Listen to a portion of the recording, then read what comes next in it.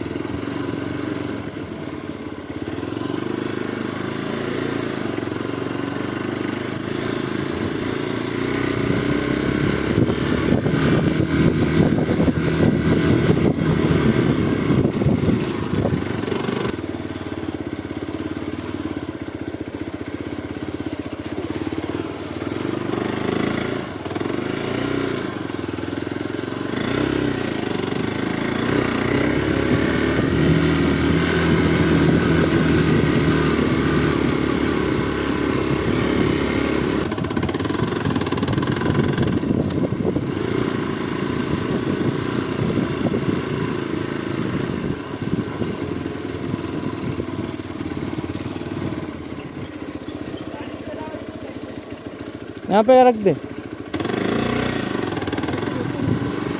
গাড়িটা এখান থেকে ট্র্যাক করে উঠতে হবে। হ্যাঁ, এখানে রাত সবার গাড়ি এখানে আছে, আমার গাড়ি এখানে থাকবে না। জয় সীতারাম, জয় সংকট মোচন, মহাবলী হনুমান কি জয়। তো তোমাদেরকে বলেছিলাম একটা সারপ্রাইজ দেবো। একটা সারপ্রাইজ আছে আমাদের জন্য, আমার জন্য, এর জন্য, দুজনের জন্য খুবই স্পেশাল। আর তোমরা দেখবে জিনিসটা, তোমাদের স্পেশাল কি, তোমাদের অভূতপূর্ব লাগবে। বিকজ আমরা এসছি হনুমানজির জন্মস্থানে। এখানে মাতা অঞ্জনা ভোলে বাবার তপস্যা করেছিলেন। করার পরে ভোলে বাবা সন্তুষ্ট হয়ে পবনদেবের হাতে ওনার তেজ পাঠান। ওই জন্য ওনার নাম পবন পুত্র হয়। কিন্তু ভোলে বাবার যেহেতু অংশ, ওই জন্য শঙ্করের অংশ বলা হয়।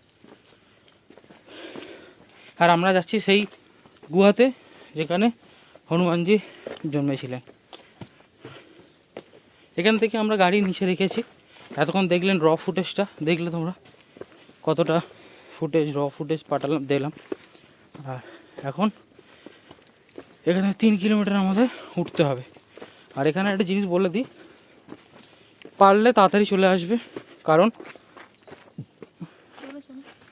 কারণ এখানে এই যে জঙ্গলটা রয়েছে, ত্র্যম্বক জঙ্গল, এই জঙ্গলে অনেক জীবজন্তু রয়েছে। সকালবেলা আসে না, 7টার পর ওরা আসে, দিনের বেলা বেরোয় না। কি আছে, আমি এখানে ফরেস্ট অফিসাররা যারা আছে টিকিট কাটলাম। টিকিট হচ্ছে পার হেড 30 টাকা করে। আর যাওয়ার জন্য গাড়ি এনেছি যেহেতু, বাইকের পার্কিং 20 টাকা।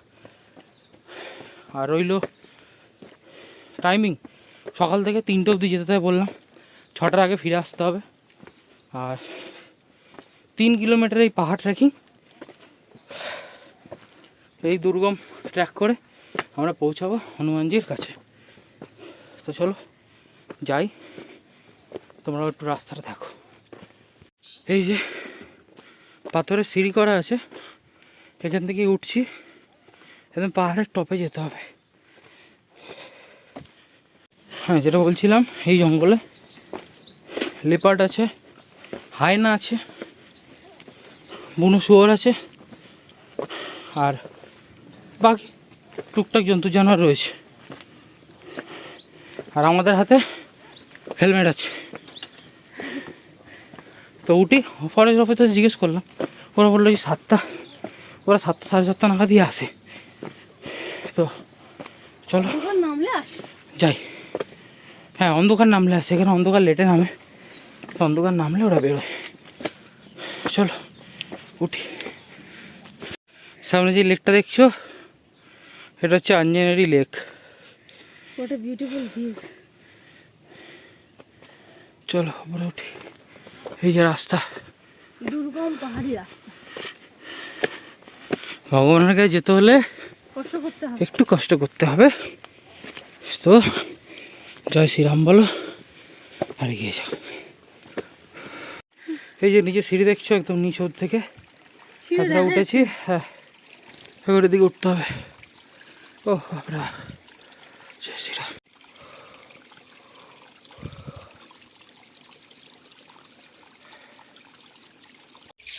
দেখো কি দুর্গম সিঁড়ি, পাহাড় কেটে সিঁড়ি উঠতে তো আমাদের দম বেরিয়ে যাচ্ছে, তাও আমরা যাব। দেখো নিচে সিঁড়ি দেখাও যাচ্ছে না, আমরা ওখান থেকে এসেছি। আর পাহাড়টা দেখো, ওই চূড়ায় আমরা উঠব। চলো।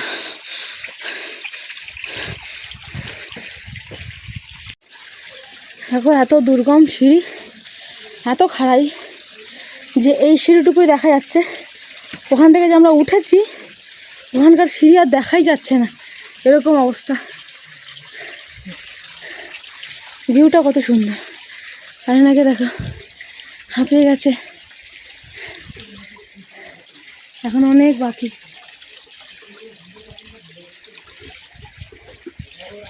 কি অপূর্ব দৃশ্য।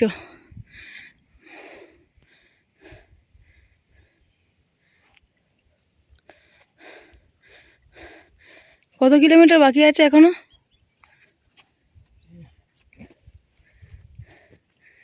3 কিলোমিটার ট্রেকিং করে ওঠাটা তার মুখের কথা নয়। মনে হচ্ছে আমরা মেঘে পৌঁছে গেছি। ওই যে পাহাড়টা আমাদের সমানে, পাহাড়টার নিচ থেকে দেখাবো যে কতটা উঁচুতে, আর আমরা কতটা ট্রেকিং করে উঁচুতে উঠেছি পাহাড়ের কাটা সিঁড়ি থেকে। আর একজন তো ঘেমে স্নান হয়ে গেছে, জল টপ টপ টপ টপ মনে হচ্ছে স্নান করে এসছে, তবুও যাবে। তো বাকি আছে হাফ। কত কিলোমিটার? 1.5 কিলোমিটার। দেখো কত অন্ধকার হয়ে গেছে, তবুও বাবু যাবেন। কোন দিক থেকে?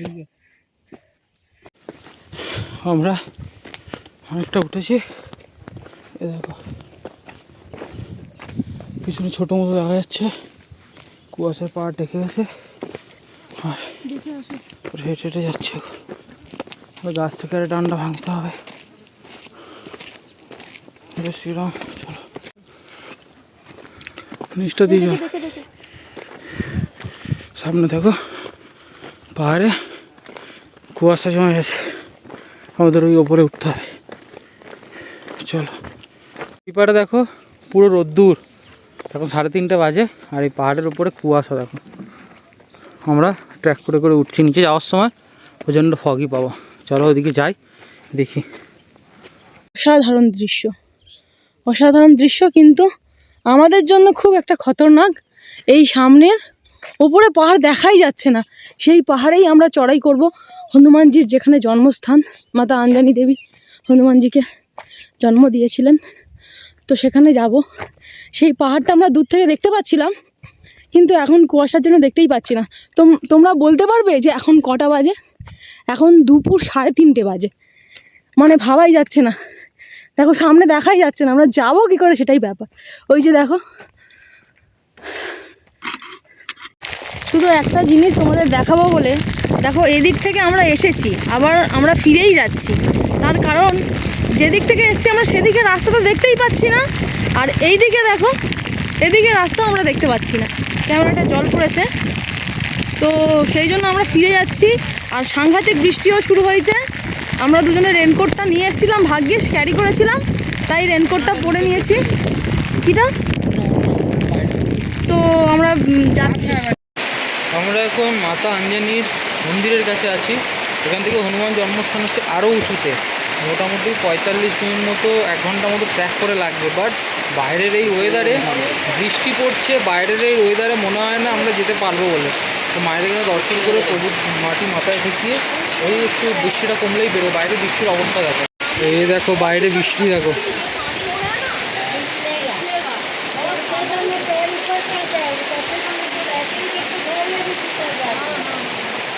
আর এটা মাতা আঞ্জানির মন্দির। এত বৃষ্টি, রেনকোট পরে দাঁড়িয়ে আছি, যেতেও পারছি না, কেন স্লিপ হবে রাস্তা প্রচণ্ড। এক্সাইটমেন্ট দেখছো? দেখো বৃষ্টির জল দেখো। এই হরগাবানে কোনো পাগলই হবে এখানটায় প্রভুর মাতার কেভ দর্শন করার জন্য আমরা এসেছি। কথাও বলতে পারছি না, দেখো কী হারে বৃষ্টি হচ্ছে। ভাবতেই পারিনি যে আসবো। একটা জায়গায় দোকানে দাঁড়িয়েছিলাম, তোমরা ভালো মতনই জানো ধোঁয়া, আগে দেখেছো নিশ্চয়ই যে এত ধোঁয়া।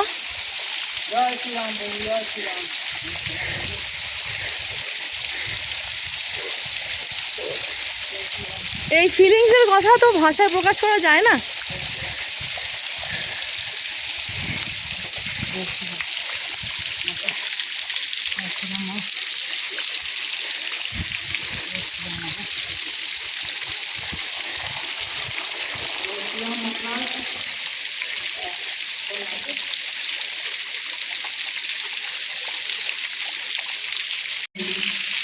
আসছি বাবু, আসছি মাতা, তোমার দর্শন সবাইকে করাবো মাতা।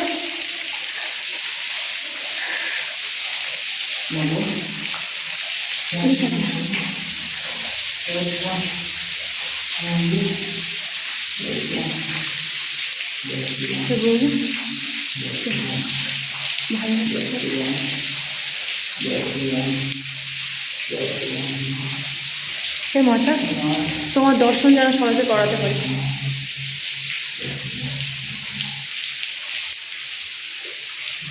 হে হনুমানজি, হে প্রভু, হে সংকট মোচন হও, মহাবলী হনুমানজি, সবাইকে ভালো রেখো, সুস্থ রেখো। তোমরা সবাই প্রণাম করে নাও।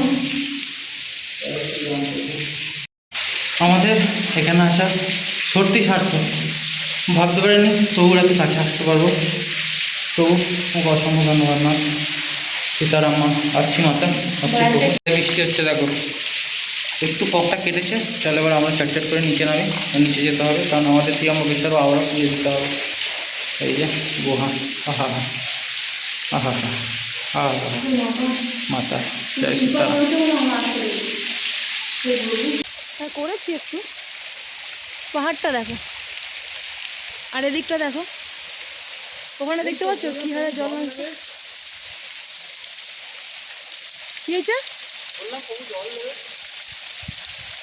দেখো সে জল খাচ্ছে, বলছে প্রভু জল দেবে, ওপরে এসে বলেছে, তাই জলও খাচ্ছে। এই দিকটা দেখো, এই দুর্গম চড়াই করে আমরা এসেছি। দেখো নিচটা দেখাও যাচ্ছে না, আর ফোনের কভারটাও আনিনি। তাও ভালো কি আমাকে ওয়াটারপ্রুফ ফোন গিফট করেছে, তাই জন্য করতে পারছি। চলো নিচে গিয়ে কথা হচ্ছে। এখন খুব রিস্ক নিয়ে আমাদের নামতে হবে। একটা দাদা দেখো আমাদের লাঠি দিয়ে দিয়েছে, বললো বাঁদর যদি ডিস্টার্ব করে, কিন্তু আমাদেরকে কোনো বাঁদর ডিস্টার্ব করেনি এখন অবধি। প্রভুর কৃপায় সত্যিই কেউ ডিস্টার্ব করেনি। মাতা আসছি, প্রভু আসছি। এইটা হচ্ছে হনুমান তালাব। এখানে হনুমানজি যখন ছোট ছিলেন তখন ওই সূর্যকে খেতে গেছিলো, তোমরা তো জানোই। তো সূর্যকে যখন ওই ধরতে গেছিলো তখন হনুমানজি এখান থেকে এক লাফ মেরেছিল। ওই যে লাফ মেরেছিল, এই পুরো পায়ের যে ছাপটা আছে, এই ছাপটা একটা লেক তৈরি হয়েছে। এটাই হচ্ছে হনুমান তালাব। আর হনুমান তালাব থেকে একটু জল ভরে নিয়ে যাচ্ছি, হনুমানজির স্পর্শ পায়ের। তো জল একটু নিয়ে যাচ্ছি বাড়ির জন্য। তো চলো আমরা জল নিয়ে আবার টকটক করে নেমে যাবো। দেখো আরও কুয়াশা বেড়ে যাচ্ছে, দেখেছো? বৃষ্টি একটু কমেছে কিন্তু কুয়াশা বেড়ে যাচ্ছে, এবার আমাদের একটু নামতে প্রবলেম হবে। তো চটচট করে নেমে যাই।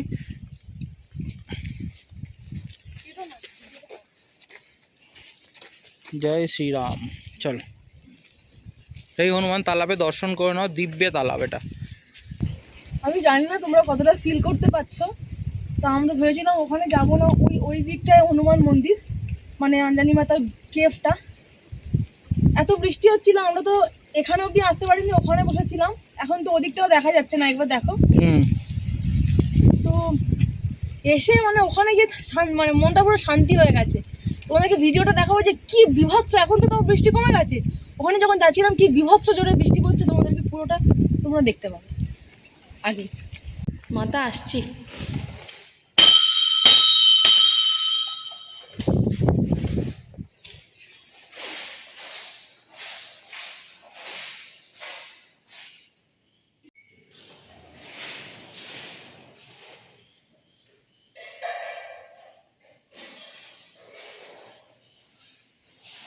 সব পুরো রাম রাম লেখা।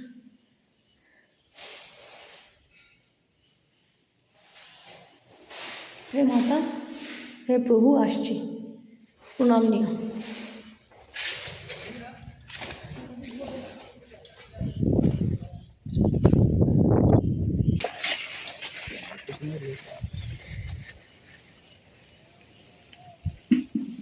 আমরা এখন এই অন্ধকার দুর্গম পথ দিয়ে নামবো, আর তোমাদেরকে দেখাবো সুযোগ পেলে। সামনে দেখো পাহাড় থেকে নামছি, আর এগুলো সব পাহাড়ের গরুগুলো দেখো কত সুন্দর চড়ছে এর মধ্যে। আর আমরা এখান থেকে টুকুর টুকুর করে বৃষ্টির মধ্যে, বৃষ্টিটা কমে গেছে, অ্যাডভেঞ্চার করতে করতে নামছি। কিউটি বাছুরটা, সামনে রাস্তা দেখা যাচ্ছে আচ্ছা আচ্ছা, এখান থেকে আস্তে আস্তে যেতে হবে। চলো আমাদের একটু দেখাও এই দুর্গম পথে। যে দুজনে রেনকোট পরে, লাঠি নিয়ে, হেলমেট হাতে নিয়ে টাকাস টাকাস করে যাচ্ছি দুজনে। দাঁড়া দাঁড়া, একটা কথা বলি, দেখা, একেই বলে রিয়েল অ্যাডভেঞ্চার। আমি ভেবেছিলাম যে 1.5 সেকেন্ডে আমরা যা 5.5 ঘন্টার বৃষ্টিতে ভিজে অন্ধকারে বাঘের ভয়ে, মানে প্রবল বৃষ্টি, সে বৃষ্টির সীমা নেই, ভেবেছিলাম ওটাই নাকি লাইফের সব থেকে বড় অ্যাডভেঞ্চার। কিন্তু এখন যা করছি মনে হচ্ছে যেন এর থেকে বেশি অ্যাডভেঞ্চার হতেই পারে না। মানে গাড়ি নেই, পায়ে হেঁটে যাচ্ছি জঙ্গলের ভেতর থেকে, জঙ্গলের ভেতর থেকে, পাহাড়, মানে কত তো 1100 মনে উপরে উঠলাম না না 1100 ফুট, 1100 ফুট উপরে আর উঠলাম।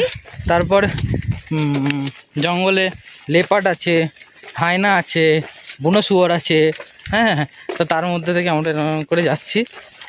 মানে এটা হচ্ছে রিয়েল অ্যাডভেঞ্চার, মানে কিছু বলার নেই। আর মানে এরপরেও কিছু অ্যাডভেঞ্চার হতে পারে কি না আমার জানা নেই, যদি কখনো হয় তাহলে অবশ্যই জানাবো। চলো আস্তে আস্তে আমরা যাই, টুকুর টুকুর করতে করতে।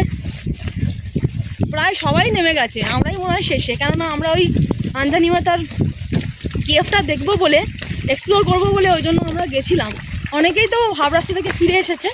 তো ইনি হচ্ছেন যে হনুমানজির বড় ভক্ত, ইনি এত দূর এসেছেন, আর মিনিট 15 যাবেন না, এটা হতে পারে না। কিন্তু সেই মিনিট 15 রাস্তায় যে কতটা দুর্গম, কিছুটা করেছি, অতিরিক্ত বৃষ্টি পড়ছিল, তো তোমাদেরকে দেখাবো। দেখলে, ও তোমরা দেখলে, সরি, তোমরা আগেই দেখে নেবে। কিছু নেই, কেউ নেই, আমরা দুজনে। সামনে দেখো ফগ উপরে কেটেছে, বৃষ্টি কমেছে, ওদিক থেকে দুজন আসছে টুকুর টুকুর করে পাহাড়ের ওপর থেকে। আর এখান থেকে মেন তোমাদের যেটা দেখাবো বললাম, সেটা হচ্ছে দেখো এখানে ঝর্ণার জল আসছে, ঠিক আছে। এই নামাটা একটু রিস্কি, কারণ খুব উঁচু উঁচু সিঁড়িগুলো উঁচু উঁচু, এই ঝর্ণা পড়ছে, এই ঝর্ণার জল নিচে এরকম করে সিঁড়ি থেকেই যাচ্ছে। তো আমাদের একদম সিঁড়ি কেটে আর টুকটুক করে নামতে হবে, মানে বোঝো কিরম রিস্কি। তো চলো ধীরে ধীরে আস্তে আস্তে করে নামতে থাকি। তো চলো, সামনে দেখো জল আসছে, দেখো সিঁড়ি থেকে, আর সিঁড়িগুলো বিশাল উঁচু উঁচু, এই সিঁড়ি থেকে নামা খুবই রিস্কি, ওই জন্য আমরা আস্তে আস্তে নামছি। এখান থেকে চড়াইটাই মেন, 1 ঘন্টার মতো চড়াই নিচে নামতে হবে আমাদের। নিচেরটা দেখো, নিচেরটা কি অবস্থা দেখো, সেরকম জল একদম নিচে, একদম ও ভাইয়া, দেখা যাচ্ছে না। ও ভাইয়া, ধীরে সে নামিয়ে, দাদারা নামছে আস্তে আস্তে। চলো পরে দেখা হচ্ছে নিচে গিয়ে। পাহাড়ের উপরে নামছি, ক্যাঁকড়া বেরিয়ে আছে, তাই না, কতটা দেখতে পাচ্ছ, ঢুকে গেল, এই দেখো ঢুকে গেল, ডাঙাগুলো হেবি বিশাল বড় বড়, এই দেখো। তো চলো আমরা যাই। আমাদের এই আঞ্জনেরি পর্বত, হনুমানজি জন্মস্থানের এই পুরো ব্যাপারটা তোমাদের কেমন লাগলো অবশ্যই জানো কমেন্ট করে। আশা করি খুব ভালো লেগেছে। তোমরা কারা কারা অ্যাডভেঞ্চার লাভার কমেন্ট করে জানিও। ওটার সময় প্রথম হেভি এনার্জি লাগছিল, তারপরে এনার্জি কমে গেল, তারপরে কষ্ট করে পৌঁছ পায়ে চলে। তো চলো আমরা নিচে যাই, গিয়ে পুজো দিতে যাব, কথা বলছি আবার। এরপর আমরা গাড়ি নিয়ে বেরিয়ে গেলাম মন্দিরের উদ্দেশ্যে, কিন্তু মন্দিরে যেতে যেতে আর একটা ছোট্ট সারপ্রাইজ আমাদের জন্য অপেক্ষা করছিল। সেটা কি? সেটা হচ্ছে হনুমানজির আর একটা মন্দির, যেখানে হনুমানজি তপস্যা করেছিলেন। গায়ে हनुमान केव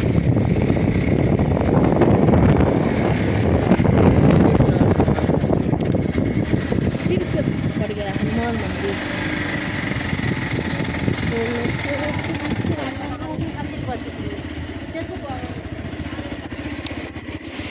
আর এই হচ্ছে হনুমানজির সেই মন্দির, যেখানে হনুমানজি ধ্যান রূপে এখনও বিরাজ করছেন। তো মন্দিরটা তোমরা দেখো, হনুমানজির দর্শন করো আর সবাই হনুমানজির আশীর্বাদ নাও। এরপর মন্দির দর্শন সেরে আমরা এই সূর্য অস্তর সুন্দর প্রকৃতি অনুভব করতে করতে আমরা পাহাড়ের মাঝে গাড়ি চালাতে চালাতে আমরা মন্দিরের দিকে যাচ্ছি। এখান থেকে ত্র্যম্বকেশ্বর মন্দিরের দূরত্ব মাত্র 2 থেকে 3 কিলোমিটারের মধ্যে। তো আমরা প্রথমে আগেই হোটেলে পৌঁছে তারপরে মন্দিরের জন্য বেরোবো, সেই প্ল্যানেই চলতে থাকলাম। তো আমরা মাতা অঞ্জনী কেভ দর্শন করে ঘরে ঢুকে এই সবে বেরিয়ে গেছি ভোলে বাবা দর্শন করতে ত্র্যম্বকেশ্বর মন্দিরের দিকে। সামনে মন্দির, অন্ধকারে তোমরা দেখতে পাবে কতটা আমরা জানি না, তো তবু একবার দেখাচ্ছি। দেখো সামনে দেখছো যেটা লাইট জ্বলছে চূড়ায়, এটাই হচ্ছে পিছনে পাহাড় বেষ্টিত, এটাই হচ্ছে ত্র্যম্বকেশ্বর মন্দির। তো ত্র্যম্বকেশ্বর বাবাকে দর্শন করব, তো চলো দর্শন করি, করে আবার কথা হচ্ছে। আমরা এই ডালা নিয়ে যাচ্ছি পুজো দিতে, ডালা। আমরা এখন মন্দিরের লাইনে দাঁড়িয়ে আছি। A2 কক্ষতে A1 A2 AC করে কক্ষ রয়েছে, আর পুজোর সরঞ্জাম চলে এসছে। তো এবার আমরা পুজো দিব, দেখি কতক্ষণ লাগে। বেশি ভিড় নয়, 2 কক্ষ ভিড় আছে, তো ভিড়টা কভার করে আস্তে আস্তে আবার চলো।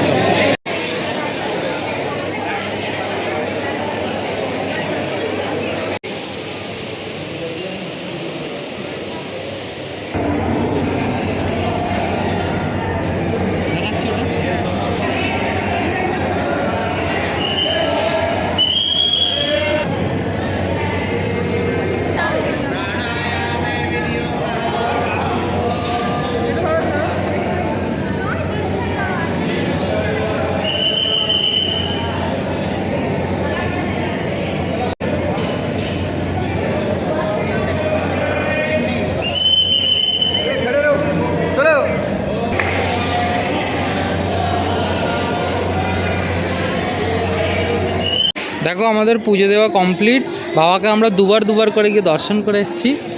আর এই হচ্ছে মন্দির, ত্র্যম্বকেশ্বর মন্দির। অন্ধকার হয়ে গেছে বলে তোমরা হয়তো অতটা বুঝতে পারছো না ওখানে ডিজাইনটা, বাট এটা হচ্ছে মন্দির। ওই দিক থেকে ঢোকে, ওই সাইড থেকে ঢোকে, আর এখান থেকে দর্শন করে এই গর্ভগৃহ দর্শন করে এখান থেকে বেরোনো হয়। আর এখানে দেখো ত্রিশূল রয়েছে, ত্রিশূল ডিজাইন করা রয়েছে। আর এখানে একটা মন্দিরের সিম্বল আছে, যেটা তোমাদের দেখাবো। ওটা কোথায় আছে আমি একটু খুঁজে নিয়ে তোমাদের দেখাচ্ছি। এই দেখো এখানে লাইন, ওখানে একটা দুয়ার, তারপর এখান থেকে ঢুকে সামনে বাবাকে দর্শন করে জাস্ট বেরিয়ে আসতে হবে। আর ওপরে দেখো পূর্ণিমার পুরো চাঁদ রয়েছে। এই হচ্ছে দেখো বাবার ত্রিশূল, এই পুরো মন্দিরের ভিউ। দেখো এটা হচ্ছে বেরানোর গেট মন্দিরের, আর ভেতরে ঝুমুরটা দেখা যাচ্ছে। দেখো আগে এরকম ছিলেন, তারপর চেঞ্জ হয়ে ভোলেনাথ এরকম হয়েছে। এখানে দেখো হলে আবার 3টে রূপ, 3টে আঙুল দিয়ে করে ওম নমঃ শিবায়, ওম নমঃ শিবায়।